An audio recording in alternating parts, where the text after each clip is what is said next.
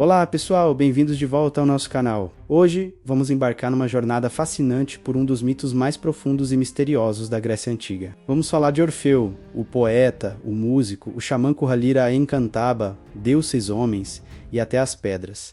Mas Orfeu era muito mais que um artista lendário. Ele foi o fundador de uma tradição espiritual, uma senda iniciática que prometia desvendar os mistérios da alma e do além. Então, quem era Orfeu? Segundo a mitologia, ele era filho da musa Calíope e do rei Trácio Eagro, ou, em algumas versões, do próprio deus Apolo desde cedo. Seu dom para a música era divino. Dizem que sua lira, um presente de Apolo, era capaz de amansar feras selvagens, mover árvores e acalmar as ondas do mar. Ele se juntou aos argonautas na busca pelo velocino de ouro e, com seu canto, superou o feitiço mortal das sereias, salvando toda a tripulação. Mas a história mais famosa de Orfeu é sem dúvida a sua trágica história de amor com Eurídice. No dia do casamento deles, Eurídice é picada por uma serpente e morre, descendo ao submundo, o reino de Hades, inconsolável. Orfeu toma uma decisão sem precedentes para um mortal.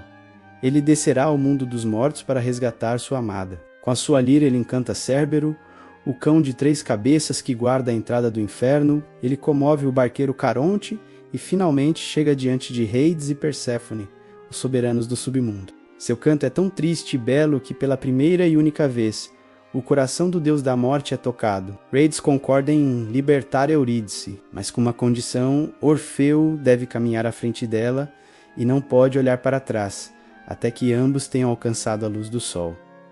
A jornada de volta é angustiante. O silêncio atrás dele é total.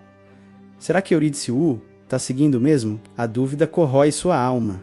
E, no último momento, a poucos passos da saída, no limiar entre a vida e a morte, Orfeu cede. Ele se vira... Por um instante ele vê o rosto de sua amada, mas ela é imediatamente puxada de volta para as sombras, desta vez para sempre. Essa história por si só já é de uma beleza trágica imensa. Mas para os antigos gregos, ela era muito mais do que um conto de amor perdido. Ela era uma alegoria, uma metáfora poderosa para a jornada da alma. A descida de Orfeu ao Hades, conhecida como catábase, simboliza a jornada iniciática, a exploração do nosso próprio inconsciente, do nosso mundo interior, das nossas sombras. E é aqui que entramos no orfismo, a tradição de mistérios que leva o nome de Orfeu, diferente da religião grega oficial, que era mais focada nos rituais cívicos e nos deuses do Olimpo. O orfismo era uma filosofia de vida, uma prática espiritual voltada para o indivíduo e para a salvação da alma. Os órficos tinham uma visão bem particular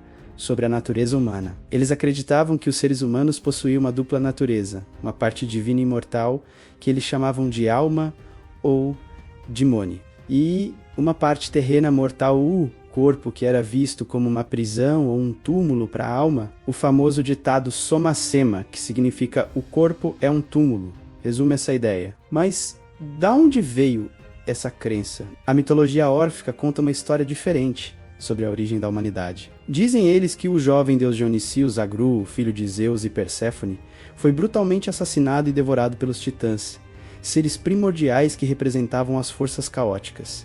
Zeus, furioso, fulminou os titãs com seus raios. Das cinzas dos titãs, misturadas com o coração ainda pulsante de Dionísio, a humanidade foi criada. Por isso, nós carregaríamos essa dualidade.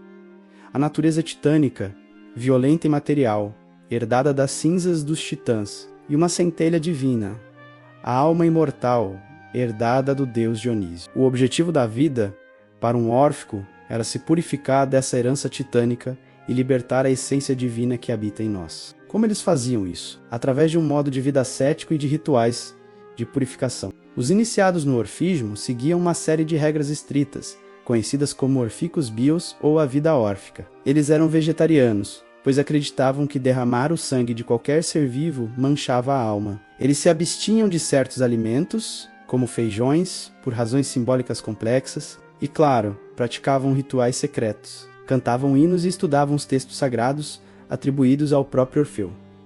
Uma das crenças centrais do orfismo era a metempsicose, ou a transmigração das almas, mais conhecida hoje como reencarnação. Eles acreditavam que a alma estava presa num ciclo de nascimentos e mortes, reencarnando em diferentes corpos, tanto humanos quanto animais, para pagar por suas impurezas. A vida na Terra era uma provação, o objetivo final era quebrar esse ciclo, a roda do destino e alcançar a libertação final, retornando à sua origem divina. Foram encontradas em túmulos antigos da Grécia e Itália, pequenas lâminas de ouro com inscrições eram como um passaporte para o além para os iniciados. Essas lâminas continham instruções para a alma recém-falecida. Elas diziam coisas como: você encontrará uma fonte à esquerda, perto de um cipreste branco.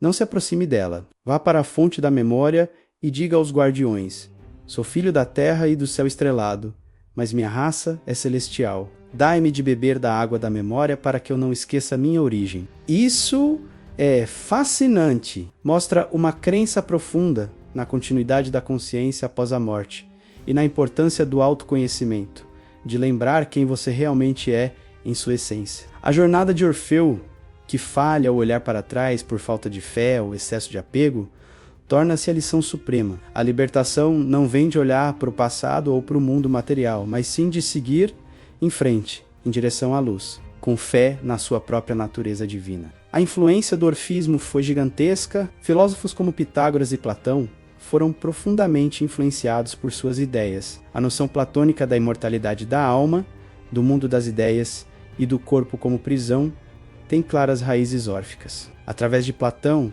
essas ideias se espalharam e influenciaram o pensamento ocidental por milênios, chegando até mesmo a correntes do cristianismo primitivo.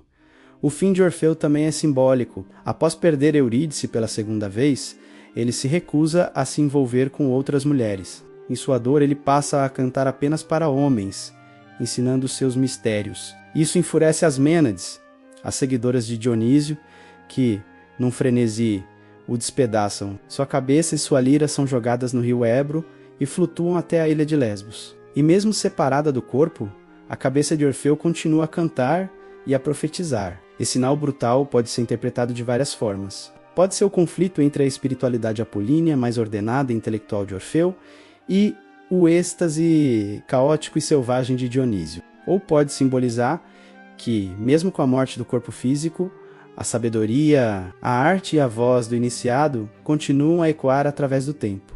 Então, o que podemos aprender com Orfeu hoje? O mito de Orfeu e a filosofia órfica nos convidam a fazer nossa própria catábase, nossa própria descida ao submundo interior. Eles nos lembram que dentro de nós existe uma dualidade, uma tensão entre nosso lado material e nossa centelha espiritual. E nos oferecem um caminho, o caminho do autoconhecimento, da purificação e da arte como ferramentas para nos reconectar com nossa essência mais profunda. A jornada de Orfeu é a jornada de todo buscador espiritual. É sobre enfrentar a escuridão para encontrar a luz. É sobre a disciplina de não olhar para trás, de confiar no processo. E, acima de tudo, é sobre a crença de que a nossa verdadeira natureza não é mortal e passageira, mas divina e eterna. O canto de Orfeu não silenciou. Ele ainda ressoa para aqueles que têm ouvidos para ouvir os mistérios da alma. Espero que tenham gostado dessa imersão no mundo de Orfeu. É um tema incrivelmente rico e cheio de camadas. Se você curtiu, não se esqueça de deixar o seu like, compartilhar com quem também ama mitologia e filosofia, e se inscrever no canal para não perder nossas próximas viagens pelo conhecimento. Muito obrigado por assistir e até a próxima!